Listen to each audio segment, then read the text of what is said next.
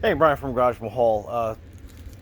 Got this Gentron 10,000 watt generator about 2 years ago. Pennsylvania got hit pretty hard with some weather and needed a generator. Anyway, the house, I mean, it's a decent sized house and obviously kind of a large garage, to say the least. And I needed something that had the power capacity to be able to power the refrigerators, freezers, as well as we have a sewer pump and a water pump.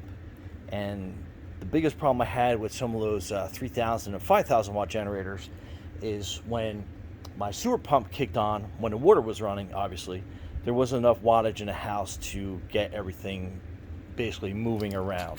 So, the old generators, the standard 5,000 watt generators, they can pick up relatively inexpensively. They just couldn't do the job. So we got this one. So I am super happy with this thing, and like I said, I've used it more than a dozen times because we get power outages out in Pennsylvania pretty often. So we wanted to make sure that we just had something that would suit our needs. Anyway, so it's actually 10,000 surge watts, but 8,000 running watts. So I don't know if you can see that there.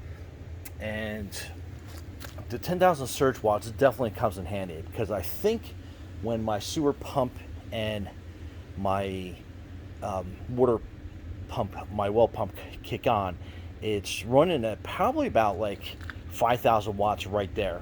So without any of the refrigerators, freezers, or anything else kicking on. So that surge watts, you can definitely hear it kick on when the sewer pump clicks on, and it powers it, no problem. It sounds like it's going to struggle for a couple seconds, but it powers through. So if you have a standard size house with a well pump and a sewer pump, this is definitely the generator that you want to get for sure.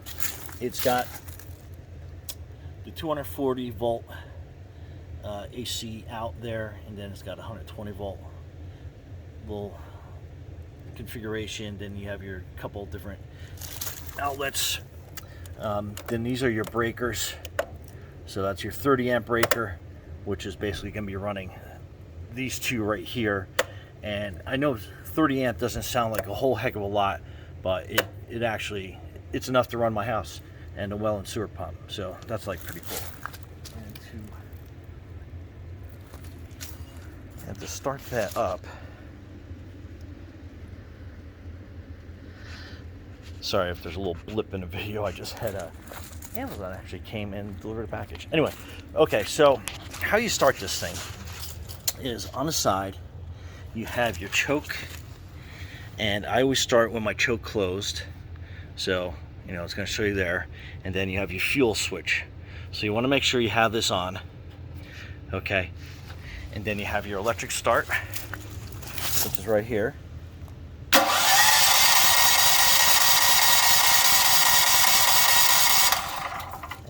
That first doesn't succeed, choke into the middle. So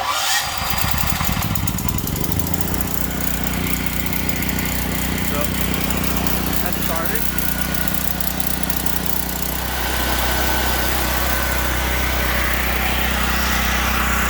So I'm back up a little bit, but so it's running nice and smooth. Obviously nothing's hooked up to it, but it starts right up.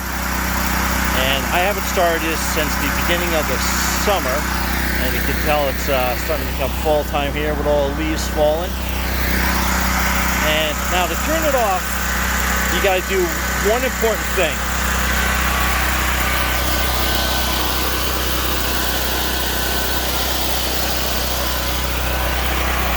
So I turn the fuel off, and the reason being is you don't want fuel to sit in a line. You want it to basically empty out.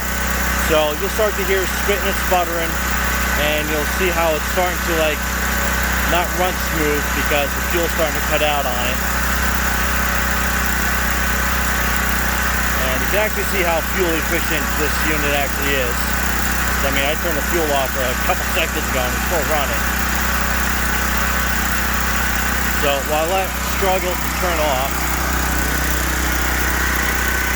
got the other side so you can see the exhaust.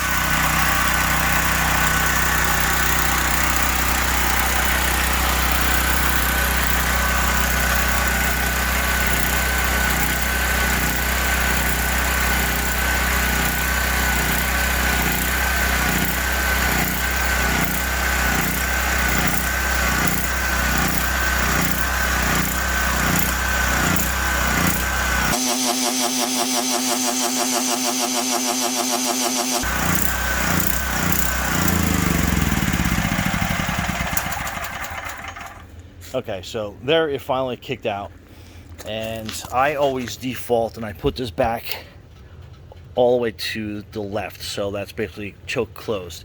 Like I said, try to give it a couple starts. Usually when it's on full choke and it's been sitting a while, it will kick on. Sometimes you have to put it in the choke in the middle to get it to kick on, but that auto start, fantastic.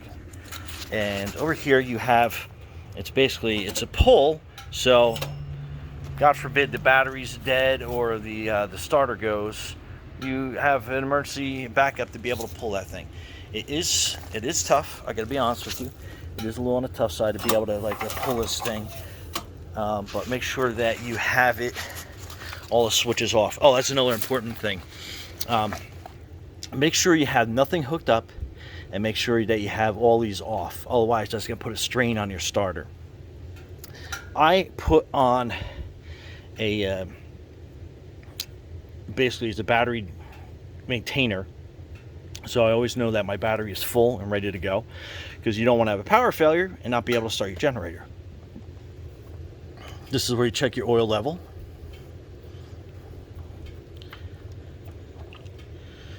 And so you can, obviously it's running, so it's going to be full, but always check that. And to change your oil, it's actually this little bolt right here. You basically pull that out and it'll drain your oil out, and then just fill it up till you get full on the dipstick and you're good to go. And that's the starter, so God forbid if anything ever happened to that starter, you can get in there and be able to change it pretty easily. And here's some of the stats.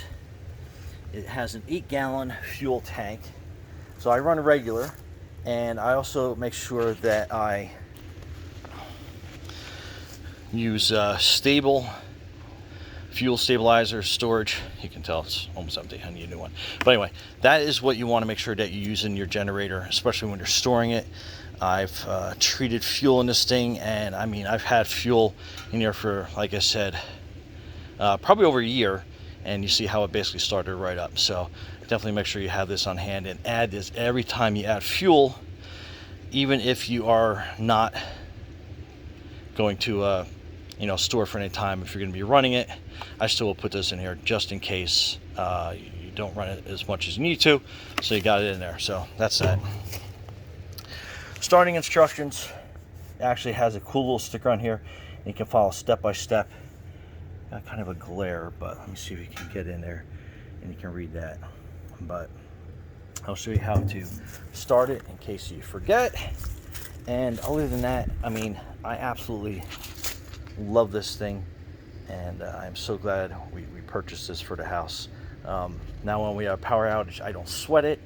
I got the Gentron 10,000 watt generator. So anyway, a little bit of a long video, but I hope that helps everybody out there, especially with fall and winter coming when people lose a lot of power.